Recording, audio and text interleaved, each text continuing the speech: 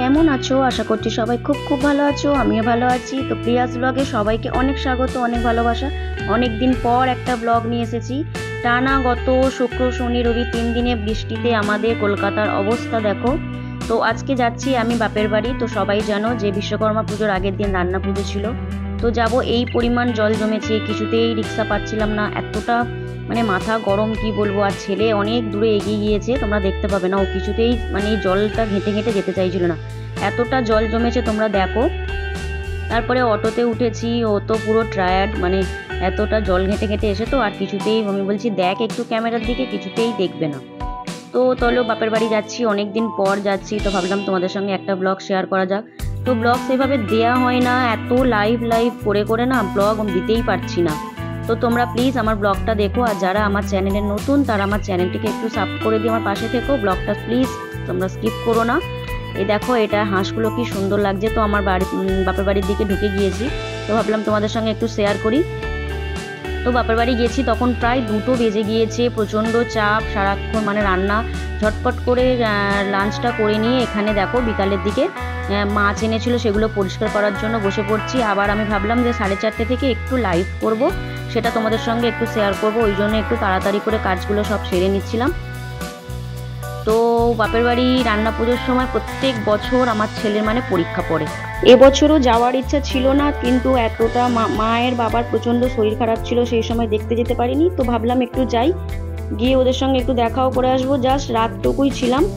তো এই দেখো, এই যে পুকুরটা দেখছো, এটা আমার বাবাদের পুকুর। তো তোমরা অনেকেই জানো না, সেটা বললাম। আর ওই দূর দূর থেকে দেখছো পুরো জল ডুবে না সব একাকার, মানে ওই দিকের একটা পুকুর, এই দিকের একটা পুকুর, দুটো পুকুর পুরো মিশে জল হয়ে গিয়েছে। তো এখানে একটু মাছগুলো ধুচ্ছিলাম, আর সমস্ত রকম কাটাকুটি দেখো কমপ্লিট। আমাদের হচ্ছে মোট 22 রকম পদ রান্না করতে হয় রান্না পুজোয়। 2 রকম রান্না আছে, যাদের ইচ্ছা রান্না একটা আছে, একটা বুড়ো রান্না আছে। তো এই রান্নাটার দিনে 22 রকম পদ রান্না করতে হয়। তো দেখো সব রকম দিদি, আমি মা তো কিছু করতে পারে না, আমি আর দিদি যতটুকু পেরেছি ততটুকু করেছি। এমনি বাইরের আত্মীয় কাউকে নিমন্ত্রণ করা হয়নি, ভাইয়ের কিছু বন্ধু বান্ধব ছিল, আর আমরা এই 2 বোনে ছিলাম, আমাদের 2টো জামাই ছিল, এই কজন।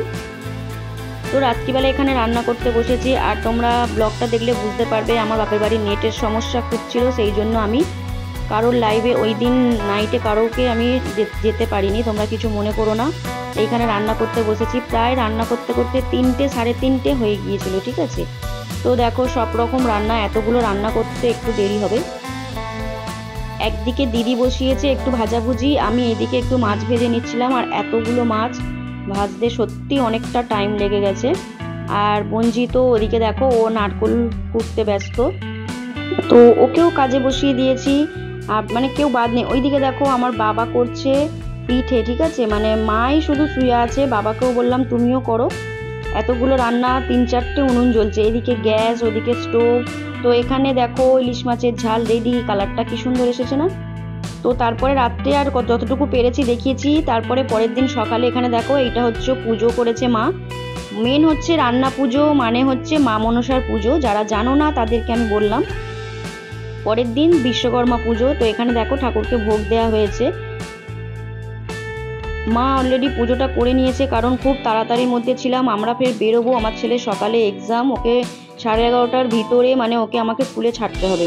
তো এখানে আমরা খেতে বসে গিয়েছি, মানে কেউ খাইনি, আমি আমার ছেলে আমার বর 3জনে খেতে বসে গিয়েছি। আর এখানে দেখো টিফিনে প্যাক করছে, বাড়ি নিয়ে আসবো বলে। তো যতটুকু পেরেছি তোমাদের দেখিয়েছি। তারপরে এখানে বাড়ি চলে যাচ্ছিলাম। তো সবাই ছিল বাড়িতে, মানে দিদিরা এসেছিল, কাকার মেয়ে সবাই ছিল, যেতে মন চাইছিল না। আমার ছেলে দেখো অলরেডি স্কুলের ড্রেস পরিয়ে দিয়েছি, ও কিছুতেই যেতে চাইবে না, কিন্তু যেতে তো হবেই। বাড়িতে সবাই ছিল, মন চাইছিল না যে যাই, কিন্তু যেতে তো হবেই। তো ভাবলাম পরে আরও একদিন আসা যাবে। আর এখানে টিফিন নিয়ে সব পুরো রেডি। আর ওই যে সামনে দেখছো, ওটা আমার ভাই ছিল। মাকে দেখাতে, মা কেন যে আমার ব্লগে আসে না আমি বুঝতে পারি না, মা আসলে সবসময় শুয়ে থাকে, তো সেইভাবে মাকে ওই জন্য দেখানো যায় না। ওই যে সামনে দেখছো, ওগুলো সব আমার জেঠু কাকার সব ছেলে, বুঝেছো তো। ওরা কিছুতেই আসতে দেবে না, অনেকক্ষণ থেকে বলছে তোরা আজকের দিনটা থেকে যায়, কিন্তু ওদেরকে যে কি করে বোঝাবো যে আজকে আমার ছেলের এক্সাম, কেউ বিশ্বাস করতেই চাইছে না। তো এখানে দেখো উঠে পড়েছি বাইকে, ভালো লাগছিল না যেতে কিছুতেই। তো একটা সব 2 সপ্তাহ ছাড়া ছাড়া আমি একটা করে ব্লগ দিই, তোমরা প্লিজ আমার ব্লগটা একটু দেখো যারা যারা আমাকে ভালোবাসো, আর স্কিপ করো না তোমরা ব্লগটা। এখানে দেখো উঠে পড়েছি। তো মাকে ছেড়ে যেতে, বাবাকে যেতে মন চাইছিল না, কিন্তু যেতে তো হবেই। আর আমার বরের ওই দিন ছুটি ছিল, থাকলে থাকা যেত, কিন্তু আমার ছেলের যেহেতু এক্সাম ছিল সেহেতু। আর আমার দেখো আমার ছেলেকে কখন থেকে ডাকছি, কিছুতেই ও আসবে না। ও বলছে আমি মামার বাইকে করে যাব। তো এখানে সবাইকে টাটা বাই বাই করে দিচ্ছি। তো তারপরে বাইকে উঠে পড়েছি। দেখো যতটা পেরেছি বাপের বাড়ি কিছুটা সময় তোমাদের দেখিয়েছি। তারপরে এখানে রাস্তার দিকে আমার ভাইরা বললো চল তোদের একটু ছেড়ে দিয়ে আসি। আমার ভাই নতুন নতুন বাইক চালানো শিখছে। দেখো এখানে বাইকটা নিয়েছে, ও ভালোভাবে চালাতে পারেনি। তো এখানে ও আমাদের টাটা করছিল যে টাটা। তো আজকের এই ছোট্ট ব্লগটি তোমাদের সঙ্গে শেয়ার করলাম, ভালো লাগলে প্লিজ লাইক করো, কমেন্ট করো, আর আমার পাশে থেকো এইভাবে। দেখা হবে নেক্সট কোনো একটি ব্লগে। ততক্ষণ বন্ধুরা তোমরা ভালো থেকো, সুস্থ থেকো।